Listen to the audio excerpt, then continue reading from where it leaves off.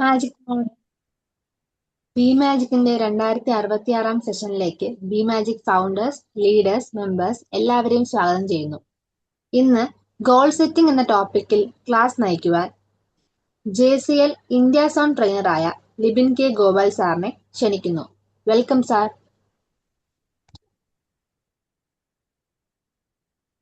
Good morning. Good morning, sir. Sir audible ആണല്ലോ അല്ലേ? Yes. കാണാൻ പറ്റുന്നുണ്ടോ? എനിക്ക് സ്ക്രീൻ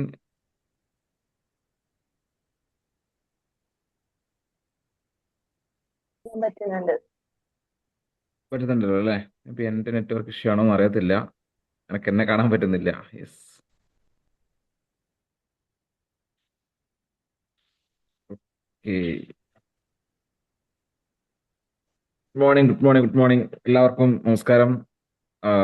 എൻ്റെ പേര് ലിപിൻ എന്നാണ്. ഞാൻ പറഞ്ഞു എന്നെ ഈ ഒരു പരിപാടിയിലേക്ക് 5 AM ക്ലബിന്റെ ഈ ഒരു ക്ലാസ്സിലേക്ക് ക്ഷണിച്ചത് അതിരായിട്ടുള്ള നമ്മുടെ ഷൈനി മാമാണ്. ഷൈനി മാമിനും ഇതിന്റെ മുഴുവൻ സംഘാടകർക്കും ആദ്യമായിട്ട് നന്ദി പറഞ്ഞുകൊണ്ട് ഞാൻ തുടങ്ങട്ടെ. പ്രിയപ്പെട്ടവരെ, നമുക്കൊക്കെ ജീവിതത്തിൽ മുന്നേറണമെങ്കിൽ ചില കാര്യങ്ങൾ ആവശ്യമാണെന്ന് പറയാറുണ്ട്. ഒരു ഫുട്ബോൾ മാച്ച് നടക്കുമ്പോൾ ആ ഫുട്ബോൾ മാച്ചിന്റെ ഇടതും വലതും 2 ഗോൾ പോസ്റ്റ് ഉണ്ടാവും അല്ലേ?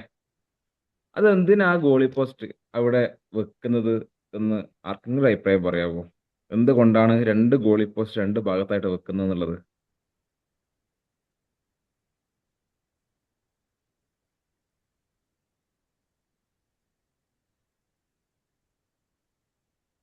Goal hello. setting.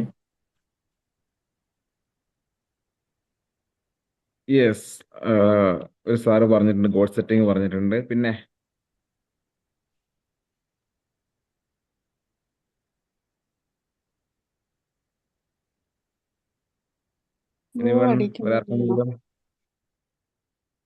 ഗോൾ അടിക്കുന്നതിന് വേണ്ടിയിട്ട്.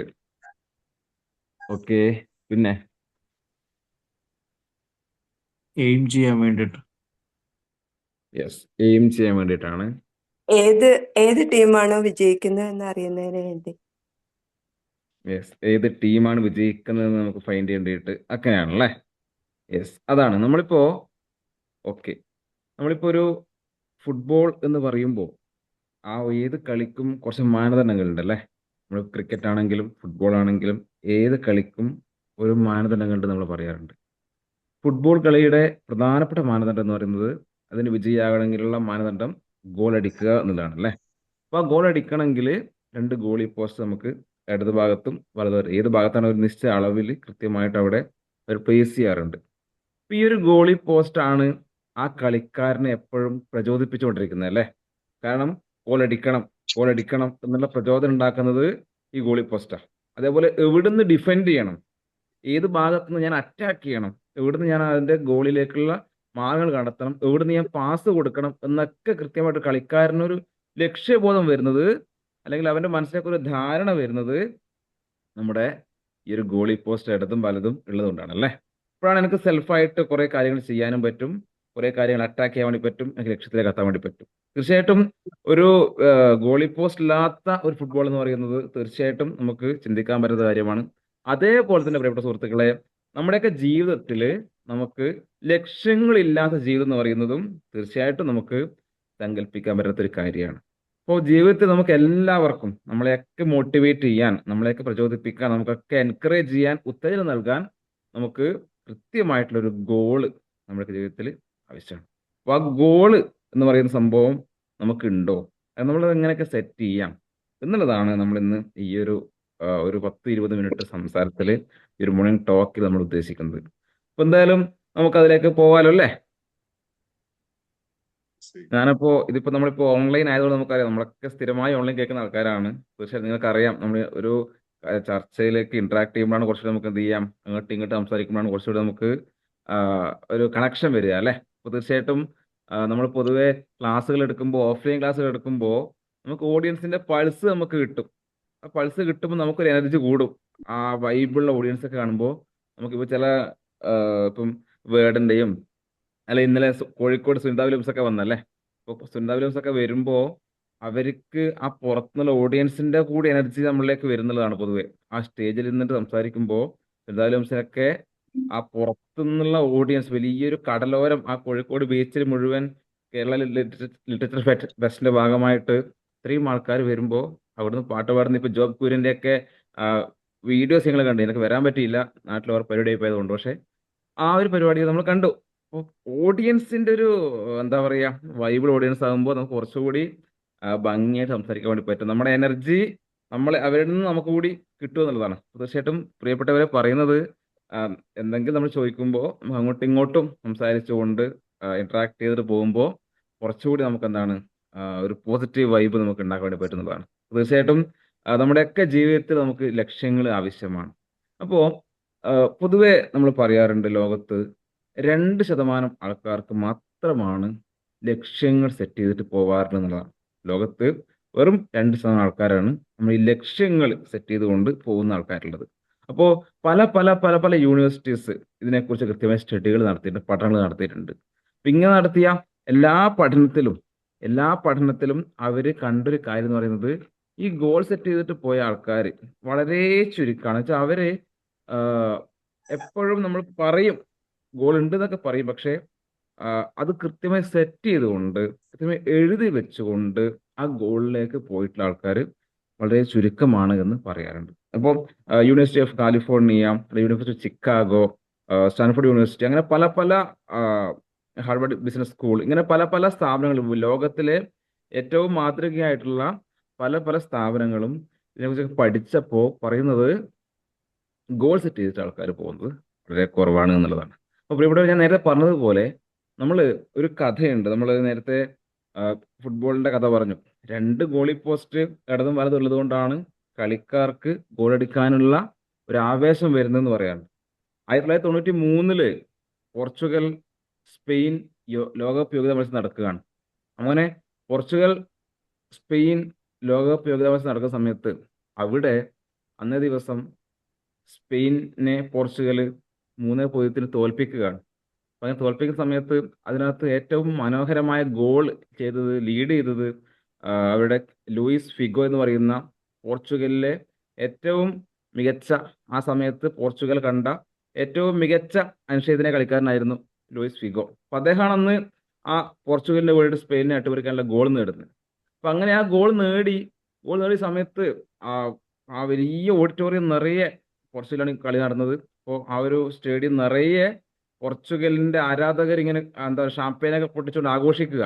അപ്പൊ അങ്ങനെ ആഘോഷിക്കുന്ന സമയത്ത് ആ ഒരു വലിയൊരു വേദിയിൽ ആ ലൂയിസ് ഫിഗോയുടെ അടുത്തേക്ക് ഒരു 6-7 വയസ്സുള്ള ഒരു ചെറിയ കുഞ്ഞ് നടന്ന് തള്ളി തിക്കി തിരക്കിയിട്ടൊക്കെ അവൻ അവിടെ ആ ഓഡിയൻസിന്റെ ഉള്ളിലേക്ക് കയറി ലൂയിസ് ഫിഗോയുടെ അടുത്തേക്ക് എത്തി. എന്നിട്ട് അദ്ദേഹം പറയുന്നുണ്ട് ലൂയിസ് ഫിഗോയോട്, അങ്കിൾ നന്നായിട്ട് ഗോൾ ചെയ്തു, മനോഹരമായ ഗോളായിരുന്നു എന്ന് ആ ലൂയിസ് ഫിഗോയോട് പറയുക. അപ്പൊ ഇത് കേട്ടപ്പോ ലൂയിസ് ഫിഗോക്ക് ഒരു ഭയങ്കര ചെറിയ കുഞ്ഞു 6-7 വയസ്സിലെ കുട്ടി വന്നിട്ട് ഇങ്ങനെ പറയുമ്പോൾ സ്വാഭാവികമായിട്ട് ലൂയിസ് ഫിഗോക്ക് ഒരു ഭയങ്കര സന്തോഷം തോന്നി. അപ്പോൾ ലൂയിസ് ഫിഗോ ആ കുട്ടി തട്ടി അദ്ദേഹത്തിന്റെ കവിളിലൊരു കിസ് കൊടുത്തു. ആ കുട്ടി തിരിച്ചു പോയി കുറച്ച് കഴിഞ്ഞപ്പോ ഈ കുട്ടി വീണ്ടും തിരിച്ചു വരിക. വീണ്ടും ഒരു 3 മിനിറ്റ് കഴിഞ്ഞപ്പോൾ വീണ്ടും എത്തി. വളരെ കഷ്ടപ്പെട്ട കുട്ടി എത്തുന്നത്, വളരെ കഷ്ടപ്പെട്ട് ഹാർഡ് വർക്ക് ചെയ്ത് വീണ്ടും ലൂയിസ് ഫിഗോയുടെ അടുത്തേക്ക് കുട്ടി എത്തുകയാണ്. അപ്പൊ അങ്ങനെ കുട്ടി വീണ്ടും എത്തിയപ്പോൾ അങ്കിൾ എന്ന് വീണ്ടും വിളിക്കുകയാണ്. അപ്പോൾ ലൂയിസ് ഫിഗോ ചോദിച്ചു, എന്താ മോനെ, ഞാൻ മോൻ്റെ കിസ് തന്നല്ലോ, എന്താണ് വീണ്ടും വന്നെന്ന് ചോദിക്കുകയാണ്. അപ്പോ ലൂയിസ് ഫിഗോ കുട്ടി പറയുകയാണ്, അങ്കിൾ എനിക്കൊരു കിസ് തന്നു, യു ആർ സോ സ്വീറ്റ്, പക്ഷേ ഞാൻ താങ്ക്സ് പറയാൻ മറന്നുപോയി. അപ്പോൾ എനിക്കൊരു താങ്ക്സ് പറഞ്ഞിട്ടാണ് ഞാൻ വന്നതെന്ന് പറയാണ്. അപ്പോൾ ഓക്കെ, അപ്പോൾ ലൂയിസ് ഫിഗോ വീണ്ടും കുറച്ച് കൗതുകം കൂടി, ഈ കുട്ടിയോട് കുറച്ച് ഓമനത്വം കൂടി. ആ കുട്ടിയെ വീണ്ടും എടുത്തു, ആ കുട്ടിയുടെ മറ്റേ കവിളിലും ഒരു കിസ് കൊടുത്തുകൊണ്ട് കുട്ടിയെ പറഞ്ഞു വിടുക. അങ്ങനെ ആ കുട്ടി വീണ്ടും തിരിച്ചു പോയ സമയത്ത് വീണ്ടും ഒരു 3 മിനിറ്റ് കഴിഞ്ഞപ്പോൾ കുട്ടി വീണ്ടും തിക്കി തിരക്കി ലൂയിസ് ഫിഗോയുടെ അടുത്തേക്ക് വീണ്ടും എത്തി. അങ്കിൾ വീണ്ടും വിളിക്കുകയാണ്. സ്വാഭാവികമായിട്ടും ലൂയിസ് ഫിഗോ ഓൾറെഡി 2 കിസ് കൊടുത്തു, താങ്ക്സ് കൊടുത്തു, വീണ്ടും വരികയാണ്. അപ്പോ അങ്കിൾ കുറച്ച് ഗൗരവത്തിൽ, എന്താണ് മകനെ വീണ്ടും എന്താണ് വന്നെന്ന് ചോദിക്കുകയാണ്. അങ്ങനെ ചോദിച്ചപ്പോ ഈ ബാലന് പെട്ടെന്ന് അവനൊരു ഈഗോ ഹേർട്ട് ചെയ്തൊരവസ്ഥ വന്നു. അവൻ പറയാണ്, ലൂയിസ് ഫിഗോയോട് പറയാണ്, Luis Figo don't over smart. ഞാനൊരു അഭിനന്ദനങ്ങൾ പറയാൻ വേണ്ടി വന്നതാണ്, നിങ്ങൾ ഓവർ സ്മാർട്ട് ആവരുത്. നിങ്ങളെക്കാൾ ഗോളടിക്കുന്ന ഒരു മനുഷ്യനായിട്ട് ഭാവിയിൽ ഞാൻ മാറും എന്ന് ലൂയിസ് ഫിഗോയോട് 7ാമത്തെ വയസ്സിൽ പറഞ്ഞുകൊണ്ട് ആ ബാലൻ തിരിച്ചു പോവുക.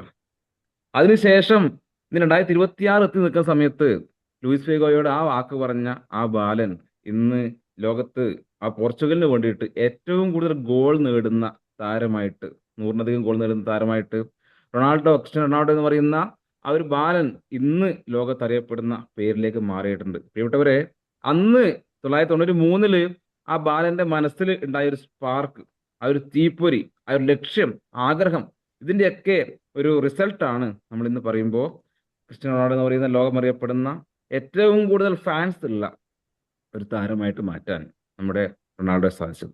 തീർച്ചയായിട്ടും പ്രിയപ്പെട്ടവരെ, പറയുന്നത് നമ്മുടെയൊക്കെ ജീവിതത്തിൽ ഇത്തരത്തിലുള്ള ആഗ്രഹങ്ങൾ, ഗോളുകൾ ആവശ്യമാണ്. ആഗ്രഹവും ഗോളും രണ്ട് രണ്ട് തന്നെയാണ്. നമ്മൾ പറയുമ്പോൾ ആഗ്രഹങ്ങൾ ഒരു ഭാഗത്താണ്, ഗോൾ മറ്റൊരു ഭാഗത്താണ്. ആഗ്രഹം, നമുക്ക് മനസ്സിൽ കുറേ ആഗ്രഹങ്ങളുണ്ടാകും, പക്ഷേ അത് കൃത്യമായിട്ട് നമ്മളെ ലക്ഷ്യത്തിലേക്ക് കൺവേർട്ട് ചെയ്ത് കഴിഞ്ഞാൽ മാത്രമാണ് എന്ത് ചെയ്യുക, നമ്മുടെ ജീവിതം ഹാപ്പി ആകുക. അപ്പോൾ അങ്ങനെ കൃത്യമായിട്ടൊരു ഗോൾ സെറ്റ് ചെയ്തിട്ടാണ് ഞാൻ ഇവിടെ ഇരിക്കുന്നത്. അങ്ങനെയുള്ള എത്ര പേരുണ്ടോ എന്ന് പറയാമോ?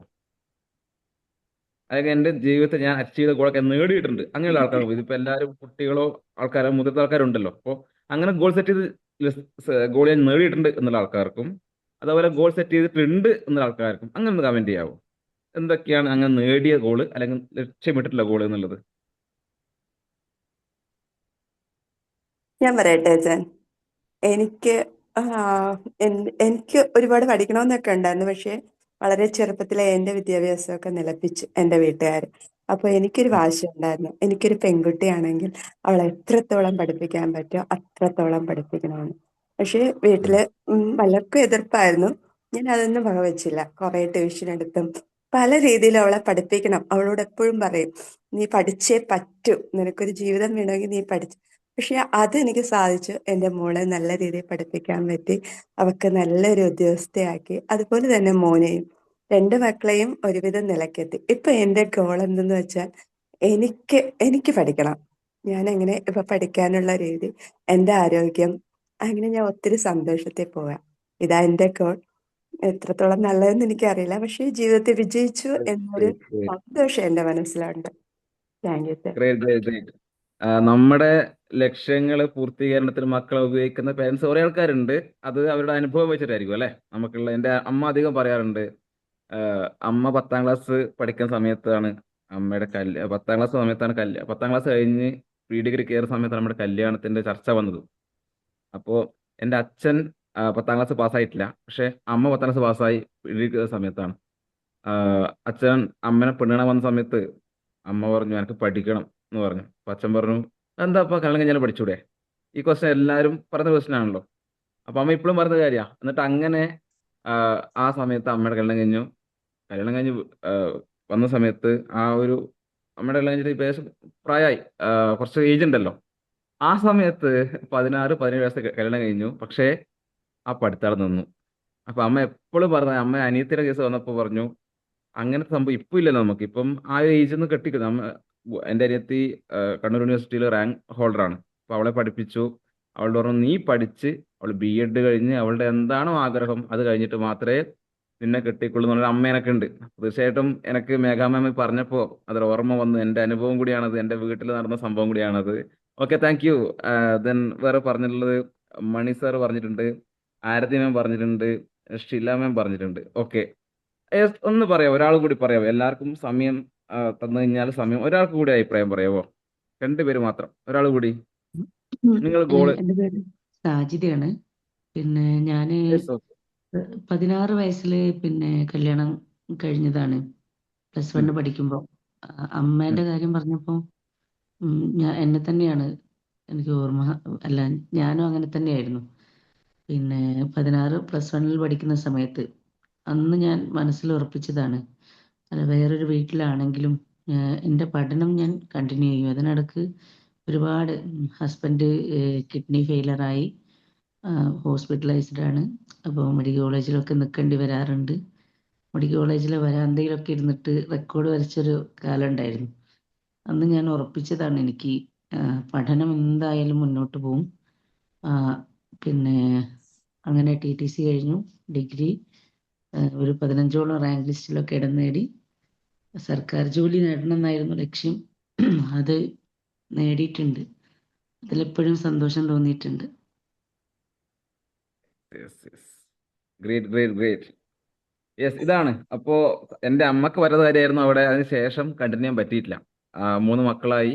പിന്നെ അതിന്റെ പറയടെ പോയി. ഇപ്പൊ സജിത മാം എന്തായാലും അതിനെ ഓവർകം ചെയ്തുകൊണ്ട് ഗോൾ സെറ്റ് ചെയ്തിട്ട് നമുക്ക് രണ്ടുപേരായി ഇപ്പൊ ഞാൻ പറഞ്ഞ മേഘ മാം സജിത മാം രണ്ടുപേരും ഗോൾ അച്ചീവ് ചെയ്ത ആൾക്കാരാണ്. തീർച്ചയായിട്ടും ആ ഗോളിനകത്ത് നമ്മൾ പല ഗോളുകളുണ്ട്. നമുക്കിപ്പോൾ ഗോളുകൾ എന്ന് പറയുമ്പോൾ ലോകത്ത് ജീവിതത്തിൽ പേഴ്സണൽ ഗോൾ ഉണ്ട്, ഫാമിലി ഗോൾസ്, റിലേഷൻഷിപ്പ് ഗോൾസ് ഉണ്ട്, സൊസൈറ്റി ഗോൾസ് ഉണ്ട്, കോർപ്പറേറ്റ് ഗോൾസ് ഉണ്ട്. അങ്ങനെ പല പല ഗോൾ ഉണ്ട്. ഇപ്പൊ മാം പറഞ്ഞ നോളജ് ഗോൾ, നമുക്കിപ്പോ അറിവ് നേടുക, ഇപ്പോൾ PhD എടുക്കുക എന്നുള്ളത് തീർച്ചയായിട്ടും ഗോൾ തന്നെയാണ്, നമ്മുടെ ലൈഫിൽ ഉണ്ടാക്കുന്ന ഗോൾ തന്നെയാണ്. അപ്പോൾ ഷോർട്ട് ടേം ഗോൾസ് ഉണ്ട്, ലോങ് ടേം ഗോൾസ് ഉണ്ട്, പല ടൈപ്സ് ഓഫ് ഗോൾസ് ഉണ്ട്. ഞാനിപ്പോൾ ഈ ഒരു 20 മിനിറ്റ് സമയത്ത് എനിക്ക് അത്രത്തോളം എനിക്ക് ഇനി ബാക്കിയുള്ളത് എനിക്കൊന്നും ഞാൻ മനസ്സിലാക്കുന്ന ഒരു 6-7 മിനിറ്റ് 10 മിനിറ്റ് മാക്സിമം ബാക്കിയുള്ളൂ. നമ്മൾ കുറച്ച് 10 മിനിറ്റ് കവർ ചെയ്തിട്ടുണ്ട്. അപ്പോൾ നമുക്ക് ലൈഫിൽ ഈ പറഞ്ഞ എല്ലാ ഗോൾസും നമുക്ക് അച്ചീവ് ചെയ്യാൻ നമുക്ക് ഒറ്റ കാര്യം കൊണ്ടുള്ളൂ. എന്താണത്? മൈൻഡ് സെറ്റ് എന്നുള്ളതാണ് അല്ലേ. നമ്മുടെ മനസ്സിൽ ലക്ഷ്യമുണ്ടെങ്കിൽ നമുക്ക് ഈ ഗോൾസ് ഒക്കെ നേടാൻ വേണ്ടി പറ്റും. കൃത്യമായിട്ടുള്ളൊരു ലക്ഷ്യബോധം ഉണ്ടെങ്കിൽ, അത് നേടിയെടുക്കണം എന്നുള്ള ആഗ്രഹം ഉണ്ടെങ്കിൽ ഇതൊക്കെ നേടിയെടുക്കാൻ വേണ്ടി പറ്റും. പൊതുവെ നമ്മൾ ഈ പറഞ്ഞ ഗോൾസ് ഒക്കെ ചെയ്യണമെങ്കിൽ നമ്മൾ പറയുന്ന ഒറ്റ വേർഡാണ് സ്മാർട്ട് ഗോൾ എന്നുള്ളത്. നമ്മൾ ഈ പറയുന്ന ഗോളൊക്കെ ചെയ്യണമെങ്കിൽ പറയുന്ന ഒരു കാര്യമാണ് സ്മാർട്ട് ഗോൾ. എനിക്ക് പഠിക്കണം, എനിക്ക് പഠിക്കണം, എനിക്ക് പഠിക്കണം, അതെൻ്റെ ഒരു ആഗ്രഹമാണ്. അത് ഗോള് ആയിട്ട് പറയുമ്പോൾ നമ്മൾ പറയേണ്ടത് എനിക്ക് പഠിക്കണം എന്നല്ല, എനിക്ക് എന്ത് പഠിക്കണം എന്നുള്ളതാണ്. എനിക്ക് 2030 ആവുമ്പോൾ എൻ്റെ CA കോഴ്സ് കംപ്ലീറ്റ് ചെയ്തിരിക്കണം എന്നുള്ളതാണ് നമ്മൾ പറയേണ്ടത്. നമ്മൾ ഏത് സ്പെസിഫിക് ആയിരിക്കണം. അതാണ് നമ്മൾ പറയുന്ന സ്മാർട്ട് ഗോൾസിന്റെ ഫസ്റ്റത്തെ സംഭവമാണ് S എന്ന് പറയുന്നത്. സ്പെസിഫിക് ആയിരിക്കണം. എനിക്ക് എന്ത് കാര്യമാണ് വേണ്ടത്, എൻ്റെ ജീവിതത്തിനകത്ത് എനിക്ക് എന്ത് കാര്യമാണ് വേണ്ടത്, അത് എനിക്ക് കൃത്യമായിരിക്കണം. നമ്മൾ പൊതുവെ പറയാറുണ്ട്, നമ്മുടെയൊക്കെ മക്കൾ ഇപ്പോൾ പഠിച്ച് നല്ല നില എത്തിക്കണം, അല്ലെങ്കിൽ അവനെ വലിയ പൈസക്കാരനാക്കണം, അല്ലെങ്കിൽ എന്താണ് പറയുക നല്ല നിലക്ക് അവൻ ജീവിക്കുന്ന കാണണം. ഇങ്ങനെയൊക്കെയാണ് നമ്മൾ പൊതുവെ പറയുന്ന ഒരു കോമൺ ആയിട്ട് പറയുന്ന വാക്കുകൾ ഇതൊക്കെയാണ്. പക്ഷേ പ്രിയപ്പെട്ടവരെ, നമ്മൾ രക്ഷിതാക്കൾ എന്നുള്ള നിലക്ക് നമ്മൾ ആരോ ഒരാൾ പറഞ്ഞു, അല്ലെങ്കിൽ ഓക്കെ ഓക്കെ യെസ്. അപ്പൊ നമ്മൾ പൊതുവെ പറയാറുണ്ട് ലക്ഷ്യങ്ങളിനകത്ത്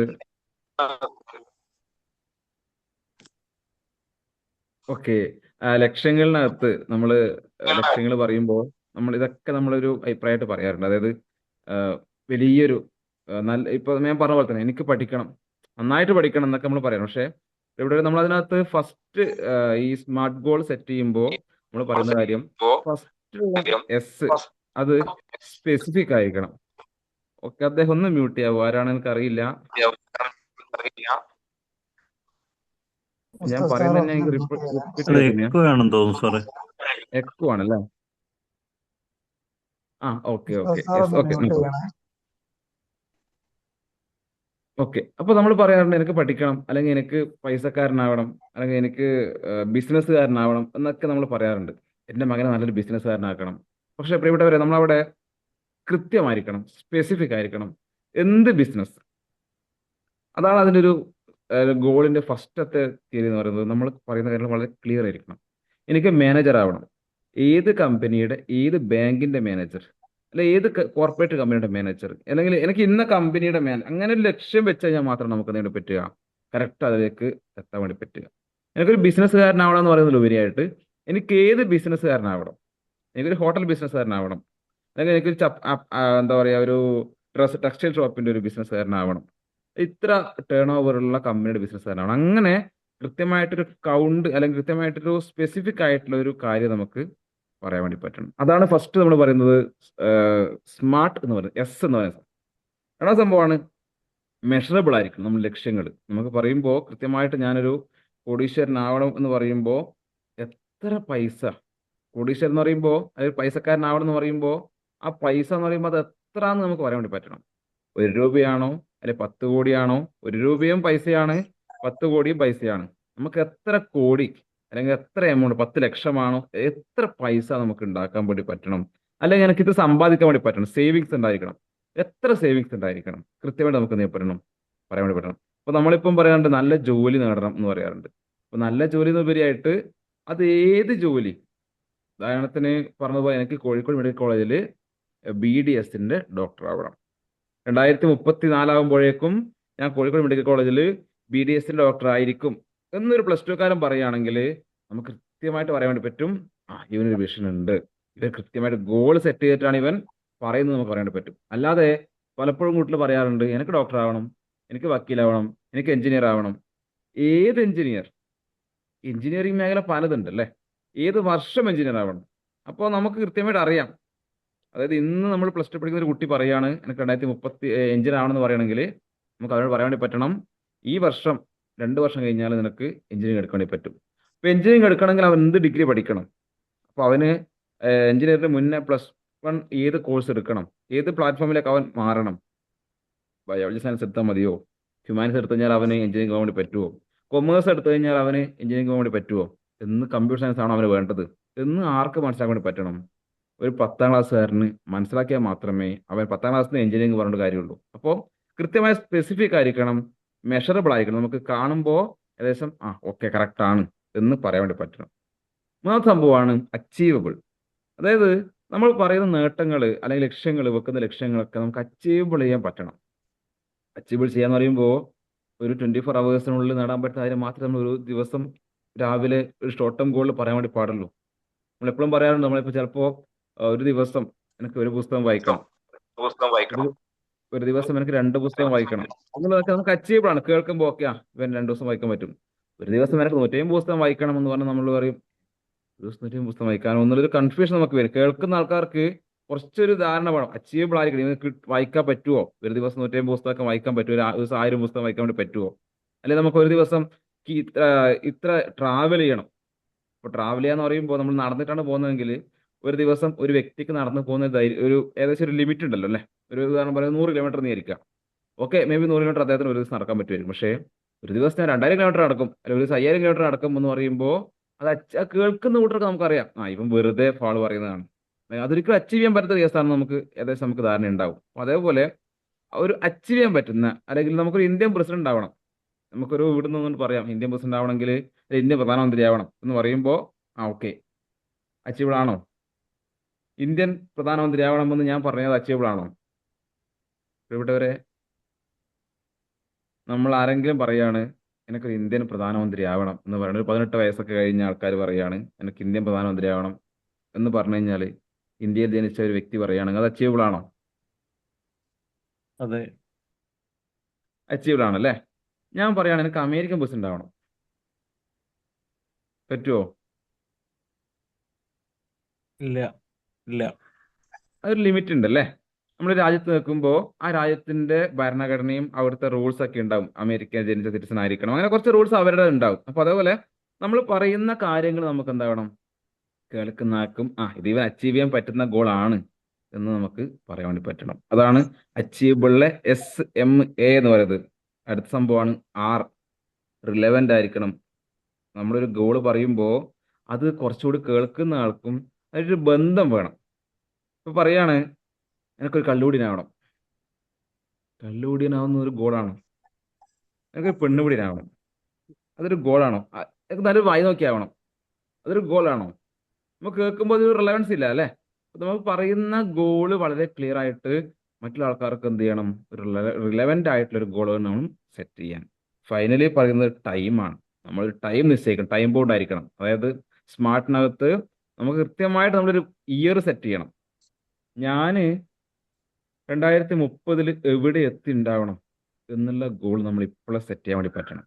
അങ്ങനെ സെറ്റ് ചെയ്യുമ്പോൾ ഗുണം എന്താ വെച്ചാൽ നമുക്ക് അതിനെ അളക്കാൻ വേണ്ടി പറ്റും, അതിന് കൃത്യമായിട്ട് സ്പെസിഫിക് ആകാൻ വേണ്ടി പറ്റും, അച്ചീവബിൾ ആകാനുള്ള നേട്ടങ്ങളും അതിൻ്റെ കോട്ടങ്ങളൊക്കെ പഠിക്കാൻ വേണ്ടി പറ്റും, അതിനെ ഇവാലുവേറ്റ് ചെയ്യാൻ വേണ്ടി പറ്റും.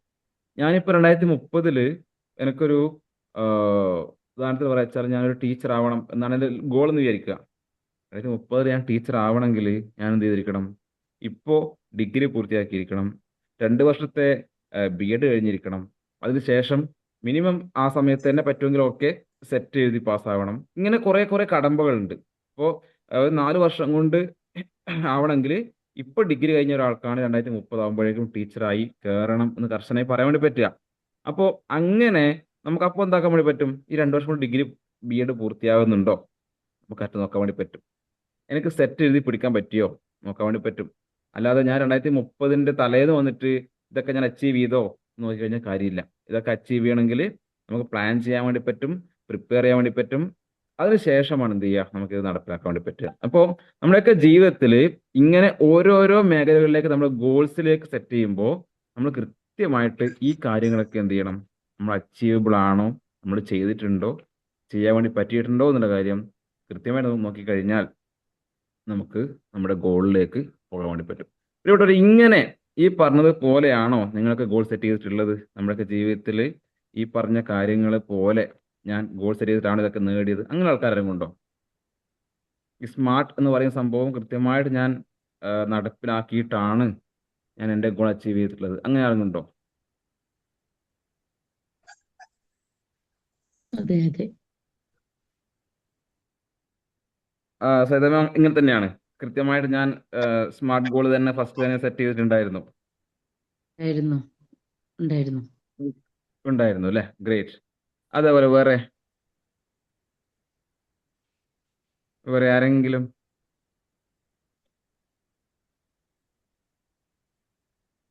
യെസ്, നമ്മളിപ്പോൾ ഈ ഒരു മീറ്റിങ്ങിൽ 23 പേരുണ്ട് അല്ലേ.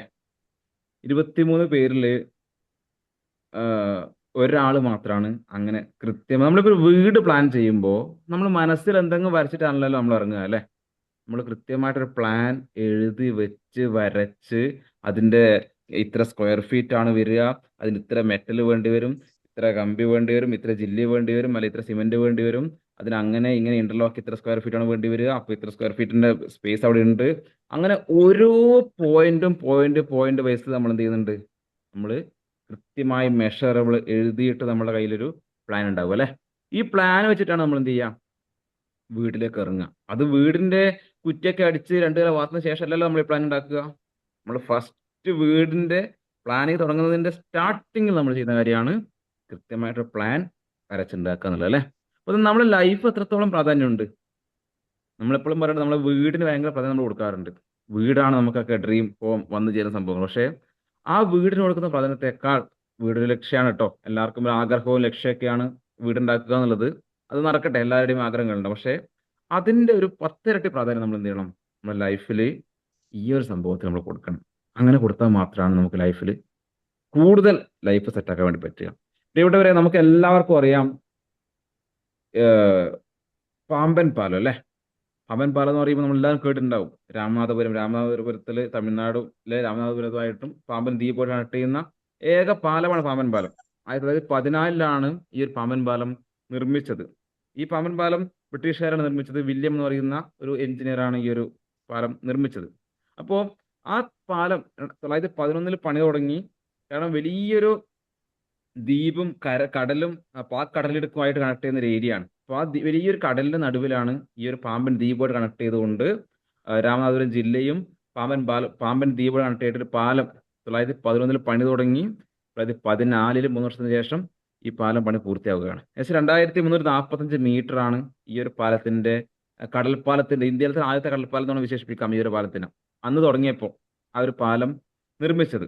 അതിനുശേഷം ഈ പാലം നിർമ്മിക്കാൻ പ്രധാനപ്പെട്ട കാരണം അവിടുന്ന് പാമ്പൻ ദ്വീപിൽ നിന്ന് ശ്രീലങ്കയിലേക്ക് സിലോണിലേക്ക് ഏകദേശം 16 കിലോമീറ്റർ മാത്രമേ പിന്നെ ഒരു ദൂരം ഉണ്ടായിരുന്നുള്ളൂ. അപ്പോൾ അതുകൊണ്ട് അവർക്ക് വേഗം അവിടത്തേക്ക് എത്താനുള്ള ഒരു കപ്പൽ ചാലമൊക്കെ സൃഷ്ടിച്ചുകൊണ്ട് ബ്രിട്ടീഷുകാർക്ക് ചരക്ക് നടത്താൻ വേണ്ടി ഉണ്ടാക്കിയ ഒരു പാലമായിരുന്നു അത്.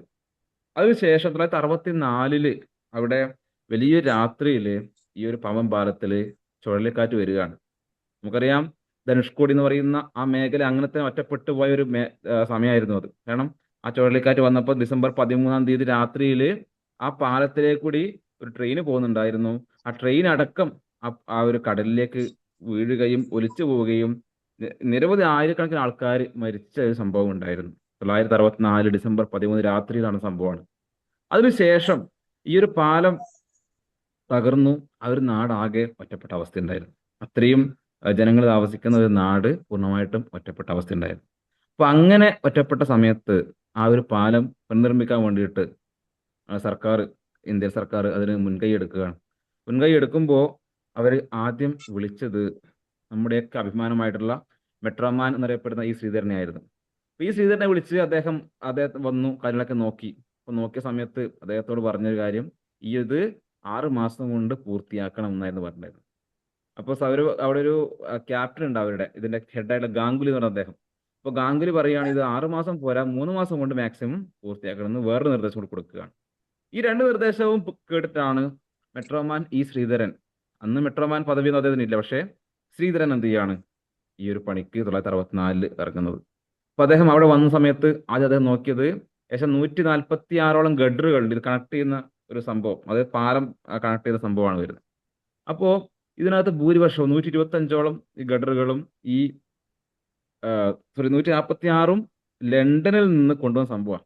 ലണ്ടനിൽ നിന്ന് അവർ കണക്ട് ചെയ്തിട്ട് ഇവിടെ കൊണ്ടുവന്ന് തോണിയിൽ ഈ സ്ഥലത്ത് എത്തിച്ചൊക്കെ കണ്ടിട്ട് വലിയ ടാസ്ക് എടുത്ത പണിയാണ്.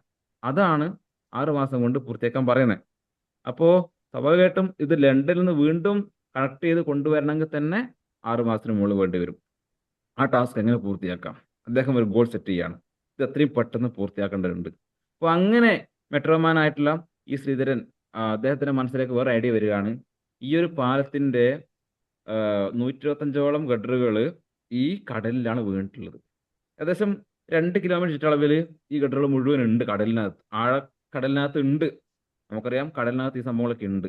ഇത് കടൽപ്പാലത്തിന് ക്രോസ് ആയിട്ട് വെച്ചത് കൊണ്ട് ഇത് കടലിൽ ഉപ്പുവെള്ളം തട്ടിക്കഴിഞ്ഞാലും ഇതൊന്നും പോകില്ല. കൃത്യമായിട്ട് ഇത് തിരിച്ചെടുക്കാൻ പറ്റിക്കഴിഞ്ഞാൽ നമുക്കിതിനെ വീണ്ടും പുനരുപയോഗിക്കാൻ വേണ്ടി പറ്റുമെന്ന് ശ്രീധരൻ പഠിക്കുകയാണ്. അങ്ങനെ പഠിച്ചു അദ്ദേഹം ആ നാട്ടിലെ മുക്കുവന്മാരുടെ സഹായം നേടിക്കൊണ്ട് ഈ നഷ്ടപ്പെട്ടു പോയ 125 തിരിച്ചെടുക്കുകയാണ്. ഭൂരിഭാഗവും തിരിച്ചെടുത്തു. അത് വീണ്ടും റീഫിറ്റ് ചെയ്യുകയാണ്. നഷ്ടപ്പെട്ടു പോയ ഈ സംഭവം വീണ്ടും അദ്ദേഹം തന്നെ തിരിച്ചെടുത്തു. ലണ്ടനിൽ നിന്ന് ഇത് കൊണ്ടുവരാൻ 6 മാസം വേണ്ടി വരുമെങ്കിൽ അദ്ദേഹം ആ നഷ്ടപ്പെട്ട സംഭവം അവിടെ നിന്ന് തന്നെ തിരിച്ചെടുത്തു, തിരിച്ച് റീഫിറ്റ് ചെയ്തതിനു ശേഷം ഏകദേശം 46 ദിവസം കൊണ്ടാണ് പ്രിയപ്പെട്ടവരെ, 46 ദിവസം കൊണ്ട് ഈ കംപ്ലീറ്റ് പാലവും പൂർത്തിയാക്കി അതുവഴി വീണ്ടും ചരക്ക് ഗതാഗതം സ്റ്റാർട്ട് ചെയ്യാണ്, തീവണ്ടി ഗതാഗതം സ്റ്റാർട്ട് ചെയ്യാണ്. നമുക്കറിയാം ലോകത്തിൽ തന്നെ മാതൃകയായിട്ടുള്ള പാമ്പൻ പാലം, കടലിലേക്ക് കൂടി വരുമ്പോൾ ട്രെയിന് പോകാൻ പറ്റണം, എന്നാൽ കപ്പൽ വരുമ്പോൾ തുറക്കാനും പറ്റണം എന്ന രീതിയിൽ നിർമ്മിച്ച ആ പാമ്പൻ പാലം, അതിനെ നിർമ്മിച്ചുകൊണ്ട് വീണ്ടും റീബിൽഡ് ചെയ്തുകൊണ്ട് മെട്രോമാൻ ശ്രീധരൻ നമുക്ക് മുന്നിൽ വലിയൊരു മാതൃക സൃഷ്ടിച്ചിട്ടുണ്ട്. ഇവിടെ നമുക്കൊക്കെ ലക്ഷ്യബോധം ഉണ്ടെങ്കിൽ ഇതൊക്കെ നമുക്ക് അപ്രാപ്യമല്ല എന്നുള്ളതാണ്. എന്തും പ്രാപ്യമാണ്, നമുക്ക് എന്തും നേടിയെടുക്കാൻ വേണ്ടി പറ്റും. കാരണം വെറും 6 മാസം പറഞ്ഞ സ്ഥാനത്ത് നിന്നുകൊണ്ട് 46 ദിവസത്തിലേക്ക് അതിനെ ചുരുക്കാൻ വേണ്ടി പറ്റിയിട്ടുണ്ട് എങ്കിൽ അദ്ദേഹം പറഞ്ഞ കാര്യമുണ്ട്, ഞാനൊരു വിഷൻ കണ്ടിട്ടുണ്ടായിരുന്നു, എനിക്കൊരു പ്ലാനിങ് ഉണ്ടായിരുന്നു, എനിക്ക് പ്ലാൻ ഓഫ് ആക്ഷൻ ഉണ്ടായിരുന്നു. ഒരു കാര്യം ചെയ്യുമ്പോൾ അത് ഏത് രീതിയിലേക്ക് കൊണ്ടുപോയി കഴിഞ്ഞാൽ എത്ര പെട്ടെന്ന് നമുക്ക് ചെയ്യാൻ വേണ്ടി പറ്റും, ആസ് സൂൺ ആസ് പോസിബിൾ അത് ചെയ്യാനുള്ള പ്ലാനിങ് എൻ്റെ മനസ്സിലുണ്ടായിരുന്നു. അങ്ങനെയാണ് ഒരു 46 ദിവസം കൊണ്ട് എനിക്ക് ആ മെട്രോമാൻ ശ്രീധരന് പാമ്പൻ പാലം ഇന്ന് പഴയ രീതിയിൽ നിന്ന് വീണ്ടും റീബിൽഡ് ചെയ്യാൻ പറ്റിയെന്നുള്ളത്. ഇന്ന് വീണ്ടും അവിടെ പുതിയൊരു പാലം വന്നിട്ടുണ്ട് സുഹൃത്തുക്കളെ. എങ്കിലും ഇപ്പോൾ കഴിഞ്ഞ ഒരു 5-6 മാസം, കഴിഞ്ഞ വർഷം അത് നമ്മുടെ പ്രധാനമന്ത്രി ഉദ്ഘാടനം ചെയ്തിട്ടുണ്ട്. അപ്പോൾ പറഞ്ഞു വരുന്നത്, നമ്മുടെയൊക്കെ ജീവിതത്തിൽ ലക്ഷ്യങ്ങൾ ഉണ്ടെങ്കിൽ, ലക്ഷ്യബോധം ഉണ്ടെങ്കിൽ ജീവിതം കുറച്ചുകൂടി സുന്ദരമാക്കാൻ വേണ്ടി പറ്റും, ജീവിതം വിസ്മയമാക്കാൻ വേണ്ടി പറ്റും. അപ്പം അങ്ങനെയുള്ള വിസ്മയമാകാൻ നമുക്ക് എല്ലാവർക്കും സാധിക്കട്ടെ. നമ്മുടെയൊക്കെ ജീവിതം നമ്മൾ ആഗ്രഹിക്കുന്ന തലത്തിലേക്ക് മാറ്റാൻ വേണ്ടി സാധിക്കട്ടെ എന്ന് മാത്രം പറഞ്ഞുകൊണ്ട് നിർത്തുകയാണ്. എന്നെ സേവിച്ച എല്ലാവർക്കും സ്നേഹം അറിയിക്കുകയാണ്. Thank you so much.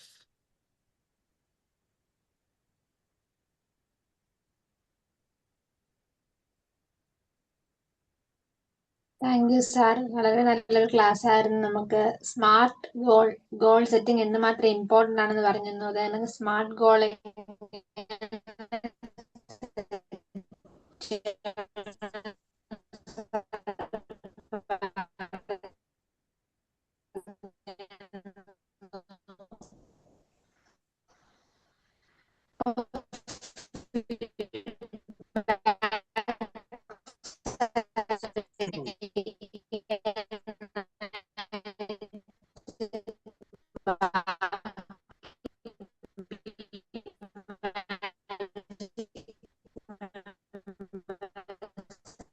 ക്ഷണിക്കുന്നു.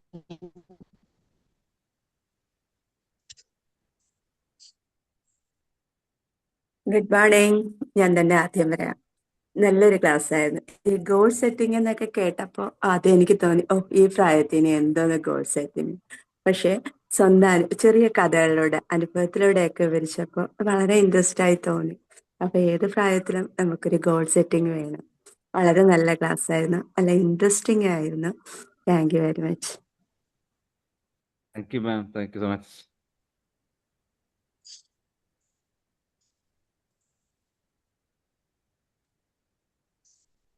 മാജിക് മോർണിംഗ് മാജിക് മോർണിംഗ് നല്ലൊരു വളരെ ക്ലാസ് നല്ല ആയിരുന്നു ക്ലാസ് സാർ. നമ്മള് ഒരുപാട് ഗോൾ സെറ്റിംഗ്സിന്റെ ക്ലാസ് കേട്ടിട്ടുണ്ടെങ്കിലും അതിലൊക്കെ വളരെ വിപരീതമായിട്ടുള്ള വളരെ നല്ല ക്ലാസ്, ലളിതമായിട്ട് ഏത് ചെറിയ കുട്ടികൾക്ക് മനസ്സിലാവുന്ന രീതിയിൽ വളരെ നല്ല രീതിയിൽ എക്സ്പ്ലെയിൻ ചെയ്ത് ഉദാഹരണങ്ങളോട് കൂടി നല്ലൊരു പ്രസന്റേഷൻ ആയിരുന്നു. സാറിന്റെ ക്ലാസ് ഇനിയും പ്രതീക്ഷിക്കുന്നു. Thank you sir. Thank you sir. Magic morning thank you magic മോണി സർ. നല്ലൊരു ക്ലാസ് ആയിരുന്നു. കാരണം സ്റ്റാർട്ടിങ്ങിൽ തന്നെ നല്ലൊരു ഇത് കിട്ടും ഗോൾ സെറ്റ് ചെയ്യുന്നതിനെ പറ്റിയിട്ട് സാറിന് മറ്റേ എന്റെ അനുഭവത്തിൽ തന്നെ ഞാൻ നേരത്തെ സാർ ചോദിച്ചിരുന്നു ഓരോന്ന്, പക്ഷെ എനിക്കത് പറയാൻ പറ്റില്ല, പ്രസന്റ് ചെയ്യാൻ പറ്റില്ല. എന്ന് വെച്ചാൽ ഞാൻ സ്വന്തമായിട്ട് ഷോപ്പ് ഇതുപോലെ പ്ലാൻ ചെയ്ത് ഗോൾ സെറ്റ് ചെയ്തപ്പോൾ സ്റ്റാർട്ട് ചെയ്തിപ്പം ഒരു 2-3 മാസമായി കഴിഞ്ഞിട്ടുള്ളൂ. നല്ലൊരു ഇതായിരുന്നു. നല്ലൊരു അതിനെപ്പറ്റി അച്ചീവ് ചെയ്തു. അതിന്റെ നമ്മുടെ കൂടുതൽ പ്ലാനിങ് ചെയ്യാൻ നമ്മൾ പ്ലാൻ ചെയ്യുന്നുണ്ട്. ഈ ക്ലാസ് നല്ല ഒരു പോസിറ്റീവ് എനർജി കിട്ടുന്ന ഒരു ക്ലാസ് ആയിരുന്നു സാറിന് കിട്ടിയത്. നല്ലൊരു ഉദാഹരണമൊക്കെ പറഞ്ഞു, പാമ്പാളത്തിന്റെ ഒക്കെ ഒരു ഉദാഹരണം പറഞ്ഞിരുന്നു. നല്ലൊരു class. Thank you. Thank you sir, thank you so thank much. U.